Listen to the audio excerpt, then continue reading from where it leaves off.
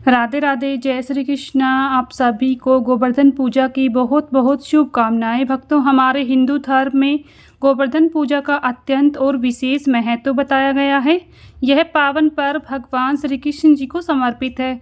गोवर्धन पूजा या फिर अन्नकूट उत्सव हर वर्ष कार्तिक मास के शुक्ल पक्ष की प्रतिपदा तिथि को मनाया जाता है। इस वर्ष गोवर्धन पूजा 22 अक्टूबर यानी कि आज है। इस पर्व की सबसे अधिक रौनक मथुरा, वृंदावन, गोकुल धाम में, बरसाना में, नंदगांव में देखने को अधिक मिलती है। इस दिन गोवर्धन पर्वत और भगवान श्री कृष्ण जी की पूजा का विशेष विधान होता है। इस दिन गायों की भी पूजा की जाती है क्योंकि भगवान श्री कृष्ण जी को गाय अति प्रिय थी। घरों में गाय के गोबर से गोवर्धन पर्वत की आकृति बनाई जाती है और फूल, धूप, दीप आदि से उनकी पूजा की जाती है। गोवर्धन की विधिवत पूजा करने के साथ साथ अंत में इस व्रत कथा का पाठ भी अवश्य करना चाहिए। इसलिए आज के इस वीडियो में आप सभी सुनेंगे गोवर्धन पूजा की कहानी यानी कथा।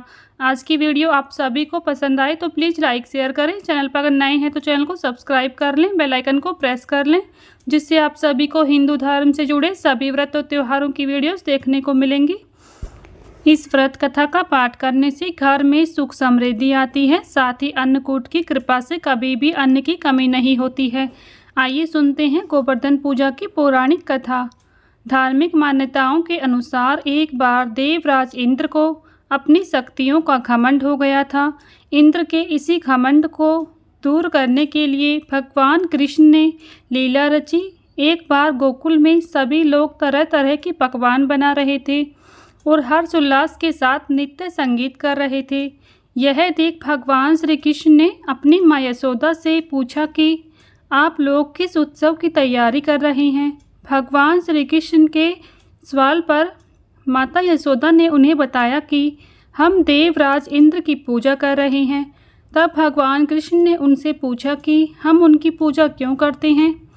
यशोदा मैया ने उन्हें बताया कि भगवान इंद्र देव की कृपा से अच्छी बारिश होती है, जिससे हमारे अन्न की पैदावार अच्छी होती है और हमारे पशुओं को चारा मिलता है। माता की बात सुनकर भगवान कृष्ण ने कहा कि अगर हमें गोवर्धन पर्वत की पूजा करनी चाहिए, क्योंकि हमारी गायों को तो वहीं से चारा मिलता है और वहाँ लगे पेड़ पौधों की वजह से बारिश होती है। भगवान कृष्ण की बात सुनकर गोकुलवासी गोवर्धन पर्वत की पूजा करने लगे। यह सब देखकर इंद्रदेव क्रोधित हो गए। उन्होंने इसे अपना अपमान समझा और ब्रज के लोगों से बदला लेने के लिए मूसलाधार बारिश शुरू कर दी। बारिश इतनी विनाशकारी थी कि गोकुलवासी घबरा गए। तब भगवान कृष्ण ने गोवर्धन पर्वत को अपनी उंगली पर उठाया और सभी लोग इसके नीचे आकर खड़े हो गए। भगवान इंद्र ने 7 दिनों तक लगातार बारिश की और 7 दिनों तक भगवान कृष्ण ने इस पर्वत को उठाए रखा। भगवान कृष्ण ने एक भी गोकुलवासी और जानवरों को नुकसान नहीं पहुंचने दिया, ना ही बारिश में भीगने दिया। तब भगवान इंद्र को एहसास हुआ कि उनसे मुकाबला कोई साधारण मनुष्य तो नहीं कर सकता। जब उन्हें यह बात पता चली कि मुकाबला करने वाले स्वयं भगवान श्री कृष्ण हैं, तो उन्होंने अपनी गलती के लिए क्षमा याचना मांगी और मुरलीधर की पूजा करके उन्हें स्वयं भोग लगाया और माना जाता है कि तब से गोवर्धन की पूजा की शुरुआत हुई। प्रेम से बोलिए भगवान मुरलीधर की जय। गोवर्धन पर्वत को गिरिराज पर्वत भी कहा जाता है, जो मथुरा में है। गोवर्धन पर्वत की 7 कोस यानी कि 21 किलोमीटर की परिक्रमा काफ़ी प्रसिद्ध है। इसे लेकर यह माना जाता है कि परिक्रमा को करने से साधक की सभी मनोकामनाएं पूर्ण होती हैं। इसलिए गोवर्धन पूजा के दिन गोवर्धन महाराज की परिक्रमा जरूर से करनी चाहिए। एक और कथा के अनुसार एक बार ऋषि पुलस्त्य तीर्थ यात्रा कर रहे थे। तभी उनकी नज़र गोवर्धन पर्वत पर पड़ी और वह उसकी सुंदरता पर मोहित हो गए। उनके मन में यह इच्छा जागी कि क्यों ना इस पर्वत को काशी ले जाया जाए और वहां स्थित किया जाए, ताकि वह काशी में रहकर इस दिव्य पर्वत की पूजा अर्चना कर सके। तब उन्होंने द्रोणाचल पर्वत से निवेदन किया कि वह अपने पुत्र गोवर्धन को उनके साथ ले जाने की अनुमति दे। द्रोणाचल पर्वत ने ऋषि पुलस्त्य को अनुमति को दे दी, लेकिन वह पुत्र वियोग से उदास भी हो गए। तब गोवर्धन ने ऋषि के साथ जाने के लिए यह शर्त रखी कि वह जहाँ भी पर्वत को रख देंगे वहीं वह स्थापित हो जाएगा।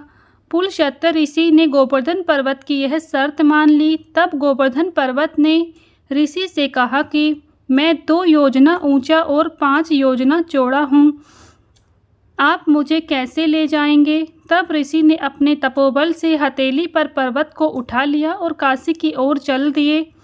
जब रास्ते में ब्रज आया तो गोवर्धन पर्वत के मन में यह इच्छा जागी कि वह यहीं रुक जाए ताकि वह भगवान कृष्ण की लीलाओं का आनंद ले सके।